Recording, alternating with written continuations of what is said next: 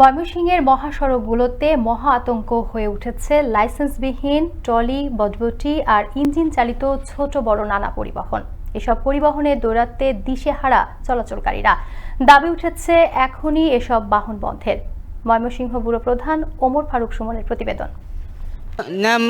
মানে না, এই মহাসড়কের ভিতরে যে যানজট সৃষ্টি করে মানুষের যে ভোগান্তি হয়, সিএনজি, মাইন্ডু, টলি এটির লেগে তো যানজট বেশি। যানজটের কারণে মনে করুন যে অ্যাক্সিডেন্ট ট্রলি নেই, কোনো ব্রেক নেই, লাইসেন্স। কৃষকের পণ্য পরিবহনে তৈরি করা হয় ইঞ্জিন চালিত এই পরিবহনটি।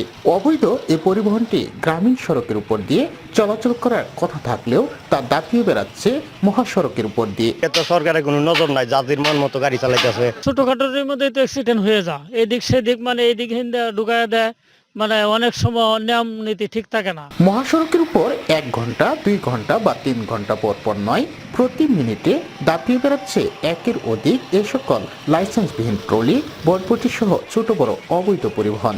মাহিন্দ্র, সিএনজি এইগুলো আমার মতে ছোটখাটো রাস্তা যেগুলো আছে ওইগুলা দিয়ে চলাচল করাই ভালো। কেউ দেয় না, সরকারি পুলিশ দেয় না, কিচ্ছু না, এটা তো ওই বই কোনো আইন বিচার কিচ্ছু নাই, কোনো নিয়ম টেম কিছু নাই। পরে পরে শুনি যে টলিয়ে অমুকের জীবন চলে গেছে, মারা গেছে। অপ্রাপ্তবয়স্ক তাদের হাতে টলিটা দেওয়া একবারই কাম্য নয়। তারা যখন মাল নিয়ে লুট লইয়া যায় তখন স্পিড অন্যরকম ভাবে চালায়, আর যখন খালি যায় তখন তো মনে করেন বেপরোয়া ভাবে, মানে তারা সামনে কোনো কিছু দেখে না। সকলের সম্মিলিত প্রচেষ্টায় এ সকল অবৈধ পরিবহনের একটা নির্ধারিত নিয়মে আনা যেতে পারে বলে মনে করেন পুলিশের এই কর্মকর্তা। এগুলা আসলে এই যে সিএনজি, তারপরে অটো, এরকম ট্রলি যেগুলা চলাফেরা করে, লরিগুলা, এগুলোর আসলে অনুমোদন নাই। তাদের সাথে কথা বলছি, বলার পরে আসলে এখানে পুলিশের তো আসলে একক না এটা, এই জিনিসটা আমরাও একটা স্টেক হোল্ডার, কিন্তু আরো অনেক স্টেক হোল্ডার আছে, আমাদের পৌরসভা আছে, উপজেলা প্রশাসন আছে।